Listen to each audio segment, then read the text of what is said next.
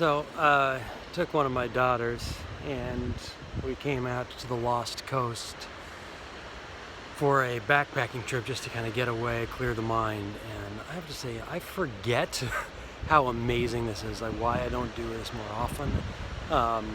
And it's just a kind of a good reminder to me that where the things are that feel good, that are vital and important to me, but also that there are times where like just doing it is hard, and I've actually been seeing people posting on social media and reaching out to me with one of the challenges is like, oh, maybe I'm not well organized enough to do the thing that I want to do with my life, or time management, or I don't know where to start, or there's something getting in my way, sort of the technical side or something.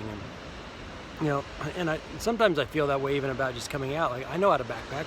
We got everything here on the back, and just heading out to the wilderness. There's nobody out here. We're on the Lost Coast. We've run into 2 people on the trail so far on our second day. So it's pretty, it's pretty quiet out here. And I know how to do it. I've got everything I need for, the 3 days that we're out. But there's still, like, I've been wanting to do this all summer, and here it is. It's, the end of September, almost October, and I'm finally doing it. And when I think about what it takes to actually get out here, there's planning, there's kind of clearing the schedule, there's letting people know, in this case I came out with my daughter, so I was coordinating with her schedule. And, it still required a certain sort of jump, a certain leap, I'm going to break through even though it's challenging and doing it anyways. And, my water purifier, for example, it's not working. So it means we have to go to plan 2 to purify water to drink out here, which is boiling water. So there's always going to be hiccups, and if I think back on it, oh man, I should have just swapped out the batteries. I should have taken the extra 15 minutes to go through my box of stuff to find the proper batteries for this that I bought specifically that I didn't use, and I didn't do it. And so now there's a hiccup, and I can be there was this moment of frustration with myself. But then on the other side is okay, well, there was a hiccup, and if I'm going to relate that back to doing my work in the world, whether it's a creative project or getting something out, it's like that is a website crashing, that is a whatever it is, that is not knowing how to do some sort of piece of the puzzle and getting hung up and getting stuck and then having to bring somebody in or go down for a little while, and that's just got to be okay. So so here we are, we're out. As you can tell, it is like so ridiculously beautiful here, my goodness.